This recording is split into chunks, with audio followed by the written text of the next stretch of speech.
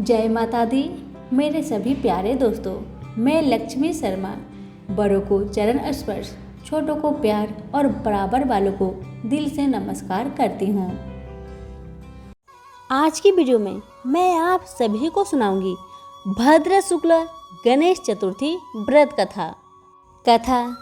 एक बार नैमिषारण्य तीर्थ में शौनक आदि 88,000 ऋषियों ने सर्ववेता सूत जी से पूछा कि हे सूत जी महाराज, सभी कार्यों के निर्विघ्न समाप्ति किस प्रकार से हो? धनोपार्जन में कैसे सफलता मिल सकती है?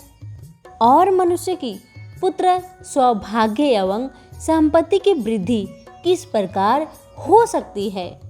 पति पत्नी में कलह भाव से बचाव, भाई भाई में परस्पर वैमनस्य से अलगाव तथा उदासीनता से अनुकूलता कैसे मिल सकती है? विधोपार्जन, वाणिज्य, व्यापार, कृषि कर्म एवं शासकों को अपने शत्रु पर विजय प्राप्त करने में कैसे सफलता मिल सकती है? किस देवता के पूजन अर्चन से मनुष्य को अभीष्ट की प्राप्ति हो सकती है?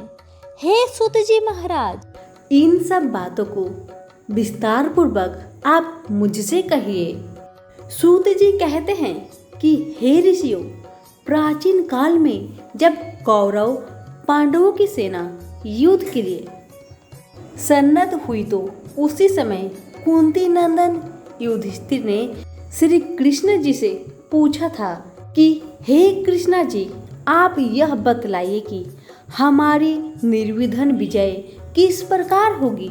किस देवता की आराधना से हम अभीष्ट सिद्धि प्राप्त कर सकेंगे? श्री कृष्ण जी कहते हैं कि हे वीर, पार्वती जी के मैल से उत्पन्न गणेश जी की पूजा कीजिए। उनकी पूजा से आप अपने राज्य को पा जाएंगे, यह निश्चित है।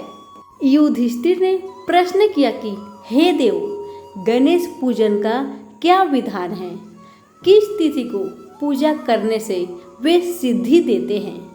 श्री कृष्ण जी कहते हैं कि हे महाराज, भादो महीने के शुक्ल पक्ष की चतुर्थी को उनकी पूजा करनी चाहिए अथवा श्रावण अगहन एवं माघ मास की चतुर्थी को भी पूजा की जा सकती है।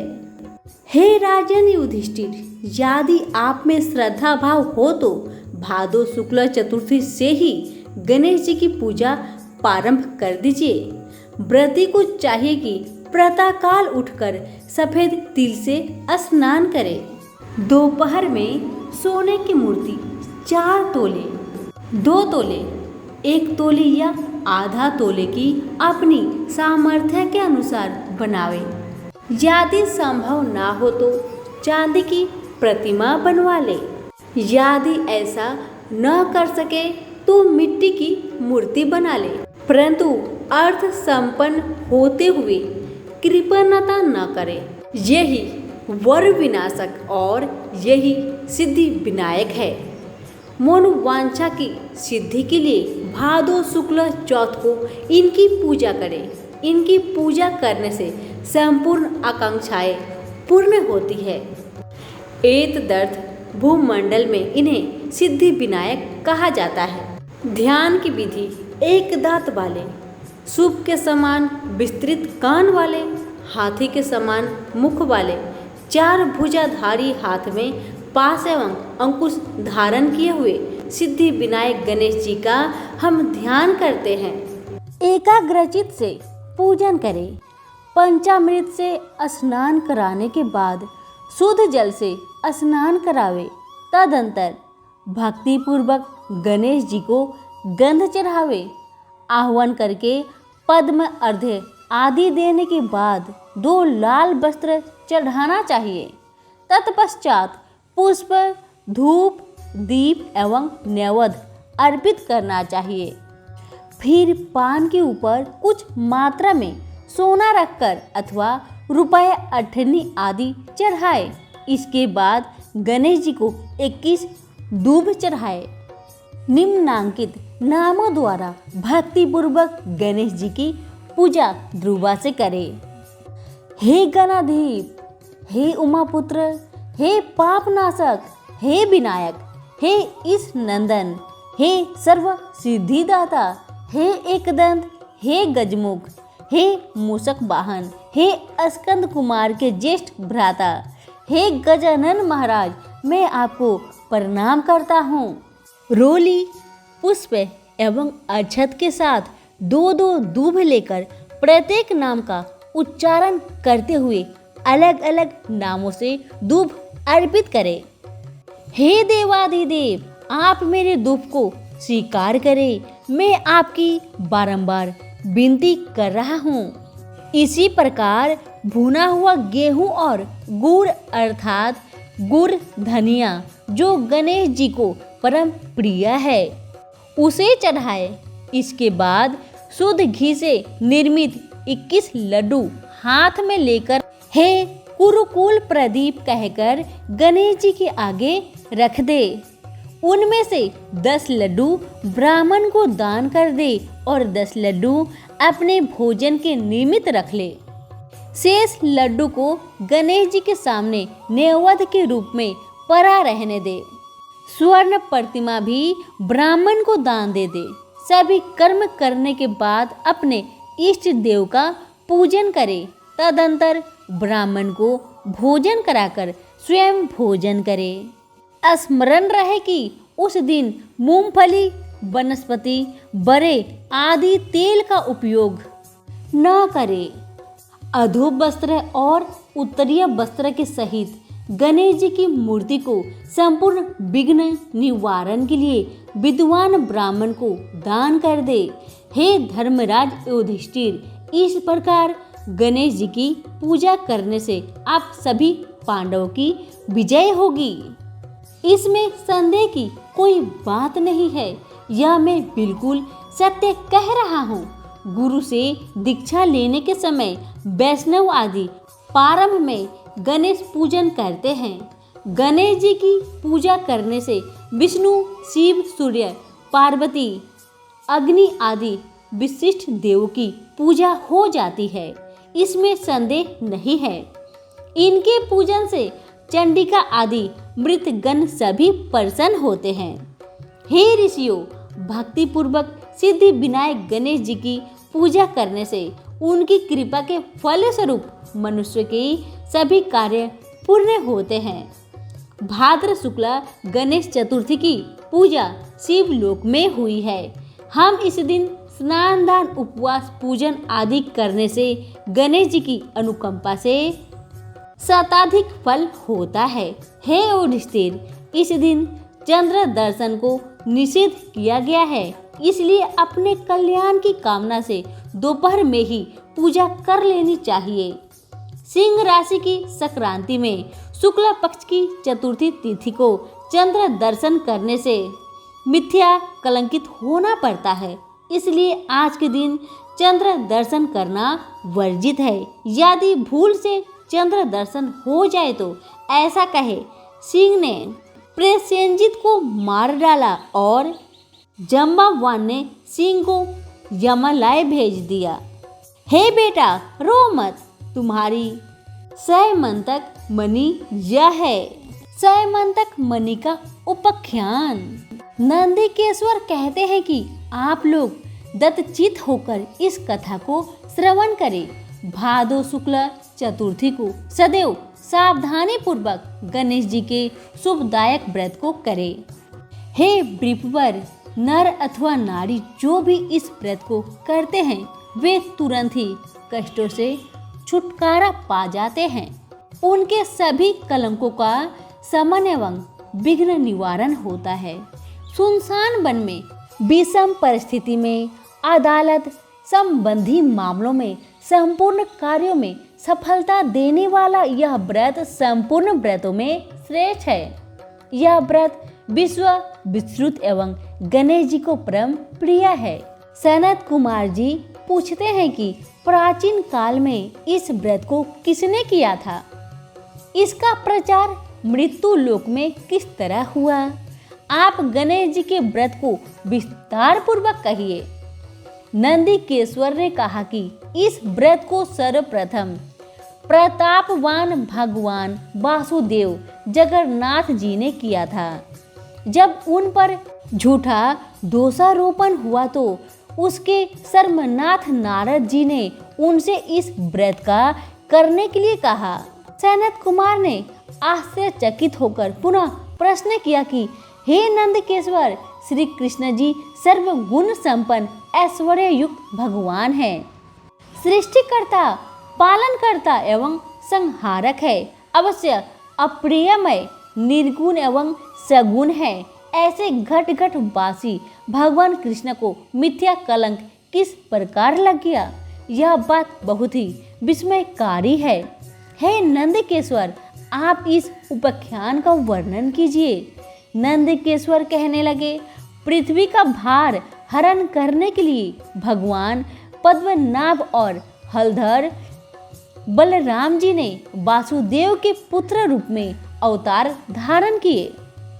मगध सम्राट जरासंध के बार बार आक्रमण करने के कारण कृष्ण जी ने विश्वकर्मा द्वारा समुद्र में स्वर्ण निर्मित हरि का पुरी बनवाई। उस पुरी में 16,000 रानियां के लिए 16,000 सुंदर महलों को निर्मित करवाए। उन रानियों के निवास के उपभोग के निमित्त परिजात वृक्ष का आरोपण कराया। इसके अतिरिक्त 56 करोड़ यादवों के लिए 56 करोड़ भवनों की व्यवस्था की और अन्य ब्राह्मण, क्षत्रिय, वैश्य एवं क्षुद्रादि लोगों के निवास का भी प्रबंध करवाए, जहां जनता शांतिपूर्वक बसती थी। त्रिलोक्य में उपलब्ध होने वाली जितनी वस्तुएं थी सभी का वहां संग्रह किया गया था। उस द्वारिकापुरी में उग्र नामक यादव के सत्रजीत और प्रसेन नामक 2 पुत्र हुए।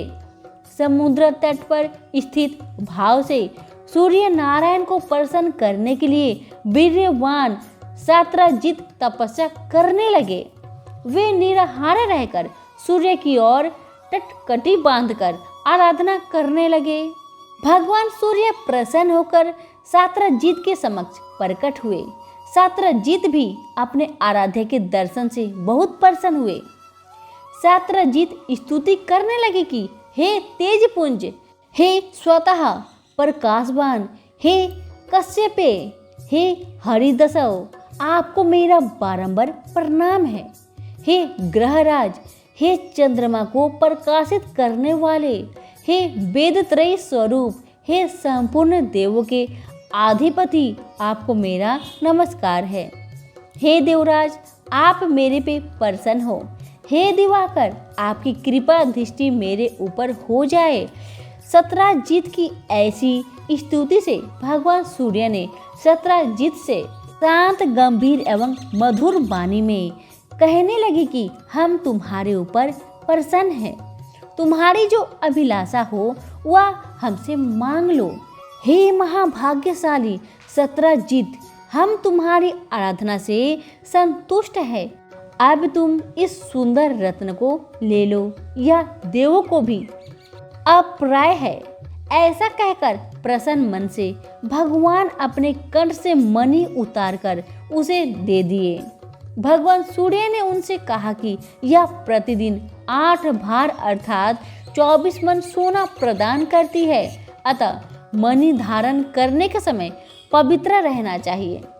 हे सत्रजीत, अशोच अवस्था में धारण करने से धारक का मरण हो जाता है।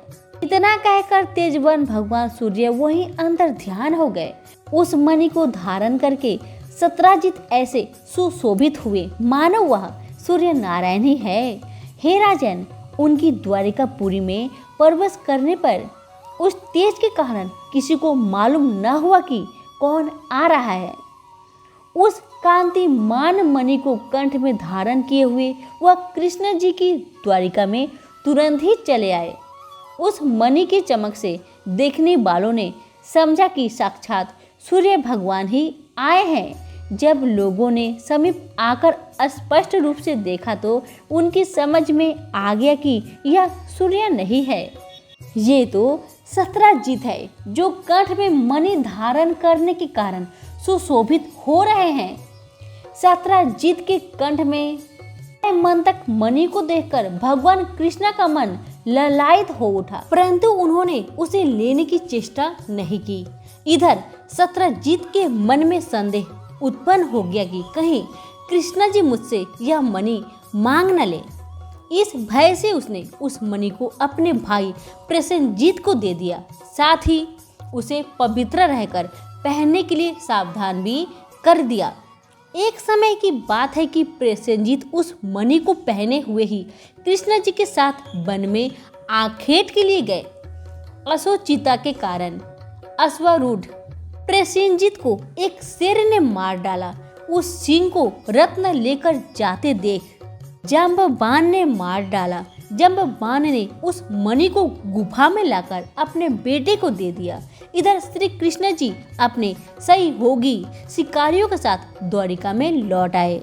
समस्त द्वारिका वासियों को अकेले कृष्ण को आया देखकर एक अनुमान लगाया गया कि मणि की लोभ में कृष्ण ने प्रसेनजीत की हत्या कर डाली। ऐसा कौन सा अधर्म है जो लोभी के लिए करनीय ना हो। लोभी तो अपने गुरुजनों का भी वध कर डालता है। इसी प्रकार की चर्चा सब लोग करने लगे। झूठे दोष रोपण से कृष्ण जी के मन में बहुत ही दुख हुआ और वे किसी से बिना कुछ कहे सुने लोगों के साथ लेकर नगर से बाहर चले गए। वन में जाकर कृष्ण ने देखा कि एक स्थान पर प्रसेनजीत सिंह द्वारा मृत होकर पड़े हैं। सवारी के साथ प्रसेनजीत के पद चिन्हों के सहारे वहां गए जहां ऋक्ष ने सिंह को मारा था। रक्त बिंदु के आधार पर श्री कृष्ण उसकी गुफा में घुस गए। ऋक्ष राज की गुफा बहुत ही भयंकर थी और उसमें गहन अंधेरा था, अतः प्रजाजनों को गुफा द्वार पर छोड़कर भगवान कृष्ण अकेले ही उसमें प्रविष्ट हो गए। अपने तेज से अंधकार निवारण करते हुए भगवान उस गुफा में 400 कोस तक चले गए। वहां पहुंचने पर उन्होंने रमणीक स्थान एवं महल को देखा। वहां पर जाम्बवान का पुत्र सुंदर पालने में झूल रहा था और पालने में मणि रत्न लटक रहे थे। बालक के उस खिलौने स्वरूप मणि को लेने के लिए भगवान कृष्ण उसके निकट खड़े हो गए। रूप लावण्य से पूर्ण कमल नयनी किशोरी उस पालने को झूला रही थी। उस मंद मुस्कान भी बिखेर रही थी। ऐसी नव युक्ति बाला को देखकर कृष्ण जी विस्मित हो गए। वह कमल मुखी बाला धीरे धीरे कह रही थी कि लाडले, तुम क्यों रो रहे हो? देखो, प्रसेनजीत को सिंह ने मार डाला और सिंह को हमारे पिताजी ने मारकर ये मंतक मणि तुझे खेलने के लिए ला दिया है। कमल नयन भगवान कृष्ण को देखकर वह बाला कामातुर होकर धीरे धीरे प्यार भरी बात कहने लगी कि मेरे पिता की दृष्टि पड़ने से पहले ही आप यहाँ से चले जाइए। यह सुनकर प्रतापवान कृष्ण जी हंसकर अपना 5 जने शंख बजाने लगे। उस शंख नाद से ऋणराज घबराकर उठ बैठा और उनके पास चला आया। फलस्वरूप भगवान कृष्ण और जाम्बवान में परस्पर तुमुल युद्ध होने लगा। इस दृश्य से सभी नारियां चित्कार करने लगी और गुफा के नागरिक आश्चर्य में पड़ गए। उधर गुफा द्वार पर कृष्ण जी की प्रतीक्षा कर रहे पुरजन उन्हें मृत समझकर 7वें दिन द्वारिका लौट गए। वहां पहुंचकर उन लोगों ने उनका मृतक कर्म कर डाला। इधर गुफा के अंदर भगवान कृष्ण और ऋक्षराज में 21 दिनों तक लगातार मल्ल युद्ध होता रहा। भगवान कृष्ण ने ऋक्षराज के युद्धोन्माद को छीन कर दिए। त्रेता युग की बातों का स्मरण कर जाम्बवान ने भगवान को पहचान लिया। जाम्बवान कहने लगे कि मैं सभी देवों, दैत्यों, यक्षों, नागों, गंधर्वों, पिशाचों और मरुदगणों से अपराजय हूँ। वे लोग मेरे पराक्रम के समक्ष नहीं टिक सकते। हे देवादिदेव, आपने मेरे पर विजय पाई है। इससे आपका देवाधिपति होना निश्चित है।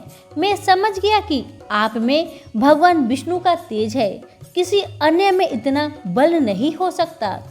जिसके किंचित कृपा तक्ष से चारों पदार्थ सुलभ हो जाते हैं, उनके किंचित रोष से घड़ियाल, मगरमच्छ आदि जीव व्याकुल हो गए और अथाह सागर भी विक्षुब्ध हो उठा। उस सागर ने भी अपनी धृष्टता के लिए क्षमा याचना की और सेना के लिए मार्ग प्रदान किया। आपने सेतु बांधकर अपने यश को उज्जवल किए और सैन्य दल के साल लंका पर आक्रमण करके राक्षसों का अपने बाणों द्वारा सिर छेदन किया। आप त्रेता युग के वही धनुधारी राम हैं। हे महाराज, जब जमवान ने पहचान लिया तो उससे देवकी नंदन श्री कृष्ण जी कहने लगे। भगवान कृष्ण ऋक्षराज के मस्तक पर अपना कल्याणकारी हाथ फेरते हुए उससे प्रेम पूर्वक कहने लगे, हे ऋक्षराज, इस मणि के कारण मुझे झूठ कलंक लगा है। उसी कलंक के निवार्थ मणि प्राप्त करने के लिए मैं तुम्हारे गुफा में आया हूँ। भगवान की बात सुनकर जमवान ने प्रसन्नता पूर्वक अपनी कन्या जमवती के उन्हें समर्पित करके दहेज स्वरूप मणि भी दे दी। भगवान कृष्ण ने कन्या और मणि ग्रहण कर जमवान के दुर्लभ ज्ञान का उपदेश लेकर जाने का विचार किए। भगवान कृष्ण के जाने से पहले जमवान ने अपनी कन्या का पानी ग्रहण उनके साथ कर दिया। जमवती के साथ मणि लेकर भगवान कृष्ण प्रसन्न मन से द्वारिका आए। जिस प्रकार किसी मृतक के पूर्ण जीवित होने पर उसके परिवार वालों के हर्ष की सीमा नहीं रहती, उसी अवस्था कृष्ण को देखकर द्वारिका वासी की हुई। श्री कृष्ण को धर्मपत्नी के साथ मणि लेकर लौटा देखकर सभी लोग उत्सव मनाने लगे। भगवान कृष्ण प्रसन्न होकर मित्र वर्ग के साथ सुधर्मा सभा अर्थात यादवों की राज्य सभा में आए। वहां उन्होंने मणि के गायब होने और उसकी पुनः प्राप्ति की सारी घटना कह सुनाई। भगवान कृष्ण ने राज्य सभा में उपस्थित शत्रुजित को अपने पास बुलाकर उसे वह मणि दे दी। यादव संसद सदस्यों के सामने मणि देखकर भगवान झूठे कलंक के दोष से मुक्त हुए। शत्रुजित बुद्धिमान थे। मणि पाकर उन्हें लज्जा आई, जिसके फलस्वरूप उन्होंने अपनी कन्या सत्यभामा का विवाह श्री कृष्ण के साथ कर दिए। इसके बाद शतधन्वा, अंकुर आदि दूषित हृदय वाले यादव मणि प्राप्ति के लिए शत्रुजित से शत्रुता करने लगे। एक बार की बात है कि श्री कृष्ण जी कहीं गए थे। उनकी अनुपस्थिति में पापा आत्मा शतधन्वा ने शत्रुजित की हत्या करके मणि अपने कब्जे में कर ली। श्री कृष्ण के लौटने पर सत्यभामा ने उन्हें सारी बातें बतलाई।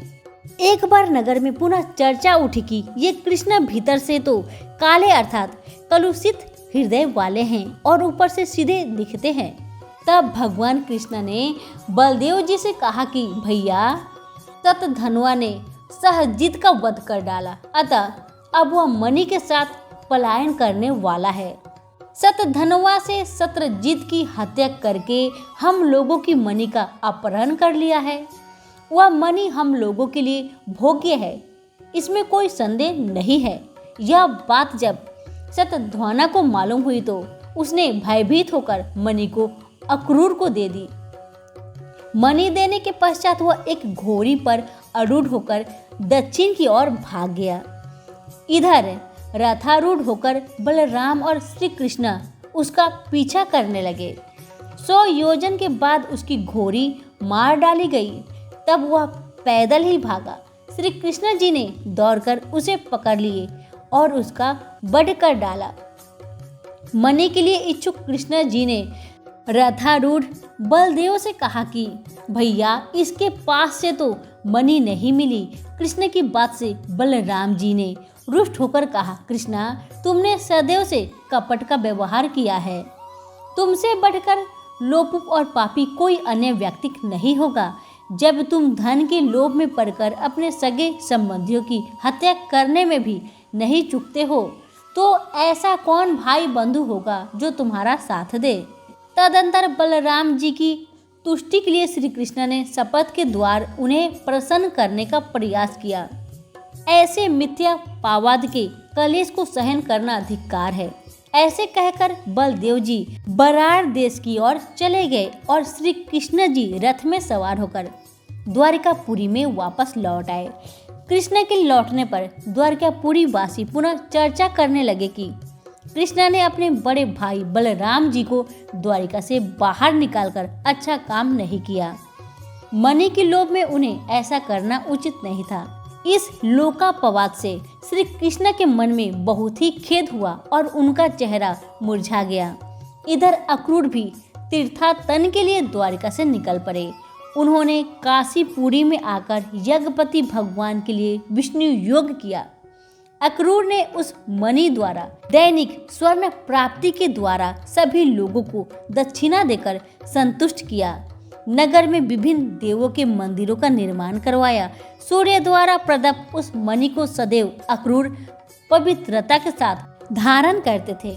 फलस्वरूप वे जहाँ भी रहते वहाँ न तो कभी अकाल ही पड़ता था और न व्याधिज नीत किसी रोग का ही प्रकोप होता था। भगवान कृष्ण सर्वज्ञ थे। वे सभी बातों को जानते थे। मनुष्य देहधारी होने के कारण लोकाचार के लिए माया विशिष्टा में अपनी अज्ञानता प्रकट करते थे। देखो तो मणि के कारण भाई बलराम जी से विरोध हुआ। बार बार तरह तरह के अभियोग लगते रहे। अतः इनका कलंक कहाँ तक सहा जाए। कृष्णा जी की इस चिंतातुर अवस्था में ही वह नारद जी आ पहुंचे। भगवान द्वारा अभयर्थिक होकर आसन पर सुखपूर्वक बैठकर मुनि कहने लगे। नारद जी ने कहा कि हे भगवान, आप खिन्न क्यों दिखाई पड़ रहे हैं? आप किस चिंता में पड़े हुए हैं? हे केशव, आप संपूर्ण वृत्तांत मुझसे कहें। श्री कृष्ण जी ने कहा कि हे देवर्षि नारद, मुझे बार बार अकारण कलंक लग रहा है। इस कारण मुझे अत्यंत पश्चाताप है। मैं आपकी शरण में हूँ, आप मुझे चिंता रहित कीजिए।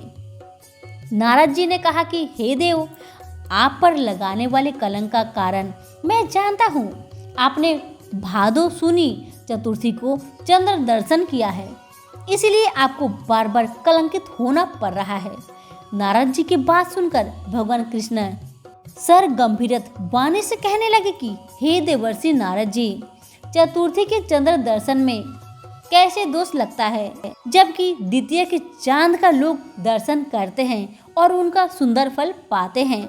नारद जी कहने लगे कि स्वयं गणेश जी ने दर्शनीय रूप वाले अर्थात सुंदरतम रूप पर गर्व करने वाले चंद्रमा को श्राप दिए हैं कि आज के दिन जो लोग तुम्हारे दर्शन करेंगे, समाज में उन्हें व्यर्थ ही निंदा का पात्र होना पड़ेगा। श्री कृष्ण जी ने पूछा कि हे मुनिवर, अमृत की वृष्टि करने वाले चंद्रमा को गणेश जी ने क्यों श्राप दिया?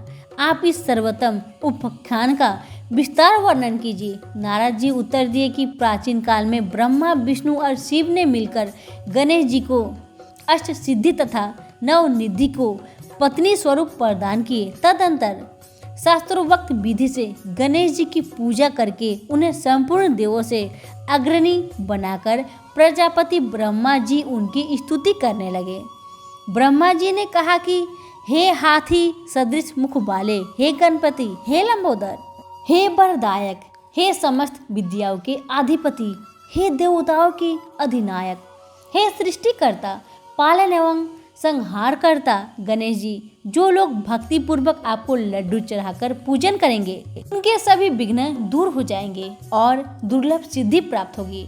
इसमें संचय नहीं। जो देवता या दानव आपकी पूजा किए बिना सफलता की कामना करते हैं, उन्हें अरबों कल्प तक भी सिद्धि नहीं मिलती। हे गणध्वज, आपके कृपा कटाक्ष के बल पर सदा विष्णु पालन करते हैं तथा शिवजी संहार करते हैं। ऐसी स्थिति में मेरी सामर्थ्य नहीं है जो मैं आपकी स्तुति कर सकूं। ब्रह्मा जी के मुख से ऐसी स्तुति सुनकर गणेश जी ने विश्व के अधिपति ब्रह्मा जी से प्रेम पूर्वक कहा। गणेश जी ने कहा कि हे जगत के रचयिता ब्रह्मा जी, मैं आपकी भक्तिपूर्ण निश्चल स्तुति से अत्यंत प्रसन्न हूँ। आपकी जो इच्छा हो मुझसे वर के रूप में मांग लीजिए, मैं उसे पूर्ण करूँगा। ब्रह्मा जी ने कहा कि हे प्रभु, सृष्टि के रचना काल में मुझे किसी प्रकार की बाधा ना हो। यह सुनकर गणेश जी ने प्रसन्न मन से मुस्कुराते हुए कहा, ऐसा ही होगा, अर्थात आपका कार्य निर्विघ्न रूप से चलता रहेगा। ब्रह्मा जी भी अभिष्ट वरदान पाकर अपने लोक को चले गए। इधर स्वेच्छा से ब्राह्मण करने वाले गणेश जी ने सत्य लोक में चलकर अपना आदित्य स्वरूप धारण किए, आकाश मार्ग से चंद्र लोक में जा पहुँचे। रूपशाली चंद्रमा ने गणेश जी के ऐसे हास्य योग स्वरूप को देखा, जिससे उनकी लंबी सूंड, सूप के समान कान, लंबे दांत, भारी भरकम तोदीला पेट और चूहे के वाहन पर आसीन है। ऐसे में विस्मयकारी रूप को देखने से रूपग्रभित चंद्रमा को हंसी आ गई। चंद्रमा के हंसने से गणेश जी कुपित हो गए, उनकी आंखें क्रोध से लाल हो गई। उन्होंने चंद्रमा को श्राप दिए कि तुम दर्शनीय एवं सुंदर रूप वाले मुझको देखकर हंस रहे हो। गणेश जी ने कहा कि चंद्रमा, तुम मदप्रीत हो रहे हो, इसका फल तुम्हें बहुत जल्द भोगना पड़ेगा। आज से शुक्ल चतुर्थी के दिन कोई भी व्यक्ति तुम्हारे पापी मुख को नहीं देखेगा। जो व्यक्ति भूल से भी तुम्हारे मुख को देख लेगा, उसे अवश्य कलंकित होना पड़ेगा। नारद जी कहते हैं कि हे कृष्णा जी, ऐसे भीषण श्राप को सुनकर विश्व में हाहाकार मच गया और चंद्रमा का मुख मलिन हो गया। तब वे जल से प्रविष्ट हो गए। उसी दिन से चंद्रमा अपने स्थान जल में बनाकर रहने लगे। इधर देवता, ऋषि और गंधर्व को बड़ी निराशा हुई और वे सब दुखी होकर देवराज इंद्र के नेतृत्व में पितामह ब्रह्मा जी के लोक को गए। ब्रह्मा जी का दर्शन करने के बाद उन लोगों ने चंद्रमा के वृत्तांत का वर्णन कर दिया कि आज गणेश जी ने चंद्रमा को श्राप दे दिए हैं। तब ब्रह्मा जी ने सोचकर उन देवताओं से कहा कि हे देवताओं, गणेश जी के श्राप को कोई काट नहीं सकता, न तो मैं ही काट सकता हूँ और न विष्णु इंद्रादि देवता ही। ऐसा निश्चय जानिए, इसलिए हे देवो, आप उन्हीं के शरण में जाए, वे ही चंद्रमा को श्राप मुक्त कर सकते हैं। देवताओं ने पूछा कि हे पितामह, हे अतिव, हे बुद्धिशाली, हे प्रभु, किस उपाय से गजानन प्रसन्न होकर वर देंगे? आप उसी उपाय को बतलाइए। ब्रह्मा जी ने कहा कि गणेश जी का पूजन विशेषतः कृष्णा चतुर्थी को रात्रि में यत्न पूर्वक करना चाहिए। शुद्ध घी में उन्हें मालपुआ, लड्डू आदि बनाकर भोग लगाना चाहिए। स्वयं भी इच्छा पूर्वक मिष्ठान, हलवा, पूरी, खीर आदि का भोग लगाकर प्रसाद ग्रहण करना चाहिए। ब्राह्मणों को दान स्वरूप गणेश जी की स्वर्ण प्रतिमा देनी चाहिए। शक्ति के अनुसार दक्षिणा दे। धन रहते हुए कृपणता नहीं करनी चाहिए। पूजन, व्रत आदि की विधि जानकर सब देवताओं ने देवगुरु बृहस्पति को भेजा और उन्होंने चंद्रमा के पास जाकर बताई हुई विधि सुनाई। चंद्रमा ने ब्रह्मा जी की बताई हुई विधि के द्वारा गणेश जी का व्रत एवं पूजन किया, जिसके फलस्वरूप प्रसन्न होकर भगवान गणेश जी प्रसन्न हो गए। अपने सम्मुख गणेश जी को कीड़ा करते हुए देखकर चंद्रदेव उनकी स्तुति करने लगे। चंद्रमा ने कहा, हे विभो, आप समस्त कारणों में आदि कारण हैं। आप सर्वज्ञ एवं सबके जानने योग्य हैं। आप मुझ पर प्रसन्न होइए। हे देवाधिपति, हे जगनिवास, हे लंबोदर, हे ब्रह्मतुंड, हे गणेश जी, हे ब्रह्मा विष्णु से पूजित, मैंने गर्व के कारण आपका अपहास किया था, उसके लिए मैं आपसे क्षमा प्रार्थना करता हूँ।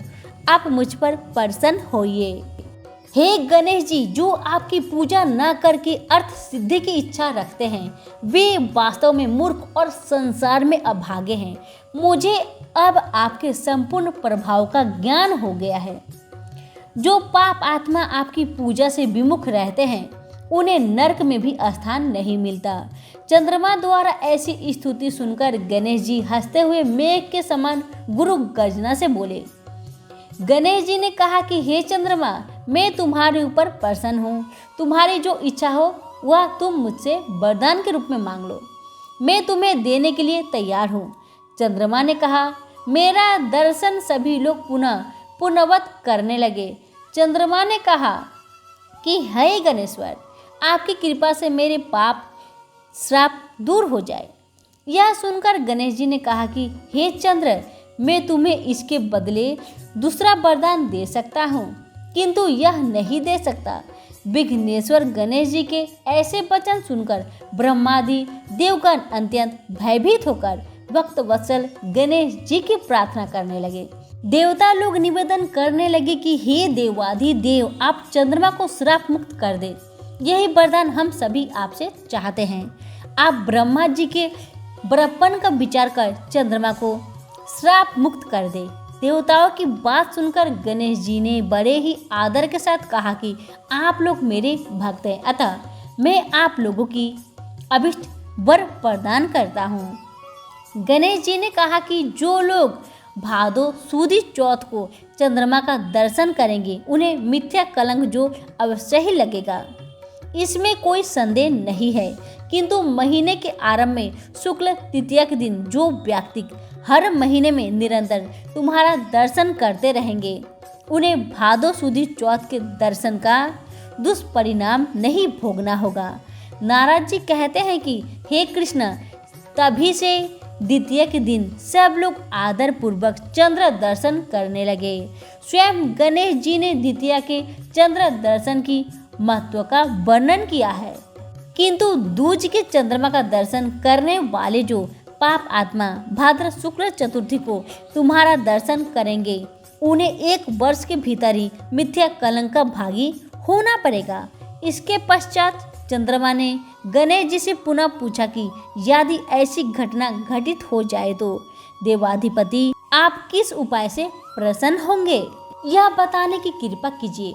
श्री गणेश जी ने कहा कि कृष्ण पक्ष की प्रत्येक चतुर्थी को जो लोग लड्डू का भोग लगाकर मेरा पूजन करेंगे और विधि पूर्वक रोहिणी के साथ तुम्हारी पूजा करेंगे, जो लोग मेरी स्वर्ण प्रतिमा का पूजन करेंगे, कथा श्रवण करेंगे एवं ब्राह्मण भोजन कराकर उन्हें दान देंगे, तो मैं सदैव उनके कष्ट का निवारण करता रहूँगा। यदि स्वर्ण प्रतिमा निर्मित कराने की क्षमता न हो तो मिट्टी की प्रतिमा का विविधित सुगंधित फूलों से मेरी पूजा करें। फिर प्रसन्न मन से ब्राह्मण को भोजन कराकर विधि पूर्वक पूजन के बाद कथा सुनकर वर्णित द्वारा ब्राह्मण को समर्पण करें कि हे देव गणेश जी, आप हमारे इस दान से प्रसन्न होइए और सदैव सभी समय हे देव आप हमारे कार्य को निर्विघ्न पूरा करें। आप सम्मान, उन्नति, धन धान्य, पुत्र पौत्रादि देते रहे। हमारे वंश में विद्वान, गुणी और आपके भक्त पुत्र उत्पन्न होते रहे। तदंतर ब्राह्मण को यथाशक्ति दान की दक्षिणा दे। नमकीन पदार्थों से विरहित होकर लड्डू, मालपुआ, खीर आदि मीठे पदार्थों का ब्राह्मण को भोजन कराकर स्वयं इच्छा अनुसार भोजन करे तथा इस प्रकार व्रत रहकर पूजन करे तो मैं सदा विजय कार्य में सिद्धि, धन धान्य, विपुल संतति देता रहूंगा। इस प्रकार कहकर सिद्धि विनायक गणेश जी अंतर्ध्यान हो गए। नारद जी ने कहा कि हे कृष्ण जी, आप भी इस व्रत को कीजिए, आपका कलंक छूट जाएगा। तब नारद जी के आदेश अनुसार भगवान कृष्ण ने अनुष्ठान किया। इस व्रत के करने से श्री कृष्ण कलंक से मुक्त हो गए। नारद जी कहते हैं कि जो कोई आपके सम्यंतक मणि के उपाख्यान को सुनेंगे, चंद्रमा के चरित्र का कथानक सुनेंगे, उन्हें भाद्र शुक्ल चतुर्थी के चंद्र दर्शन का दोष नहीं लगेगा।